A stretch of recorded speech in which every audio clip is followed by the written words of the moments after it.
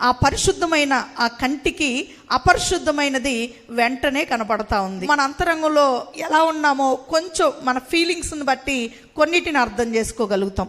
కానీ ఈ పరిశుద్ధుడైన ప్రభు యొక్క కంటికి ఏదైనా కనిపిస్తుంది. మన అంతరంగంలో దాగి ఉన్న ప్రతి స్వభావము కనిపిస్తూనే ఉంది. ఒకవేళ మనకైతే మన వస్త్రాలు కనిపిస్తుంటే, మన ముఖాలు కనిపిస్తుంటే, ఒకరినొకరిని చూసుకుంటే ప్రతి వారం ఏముంటుంది, ఒకసారి మేము సరి చేసుకున్నాం, మళ్ళీ ఏముంటుంది పద్దాకదేనా అంటే, నిజానికి మనం మన దేహాన్ని ఎన్నిసార్లు పరిశుద్ధపరచుకుంటున్నాం ఒకసారి చూడాలి. ఎన్నిసార్లు నీట్నెస్ కోసం, శుభ్రంగా ఉండడం కోసం ఎన్నిసార్లు కడిగితే కానీ ఈ దేహం ఇలా లేదు. కానీ మరి పరిశుద్ధాత్మ దేవుని ఎదుటికి వస్తున్నప్పుడు ఆత్మను కూడా ఎంతగా శుభ్రం చేసుకోవాలో అంతగా చేసుకుంటే ఆ దేవుడు నిన్ను ఇట్టే గమనిస్తాడు. ప్రభువా, నాలో ఏదైనా అపరిశుద్ధమైన దృష్టి ఉంటే దాన్ని తొలగించుకొనుట ఎంతో ఎంతో మంచిది.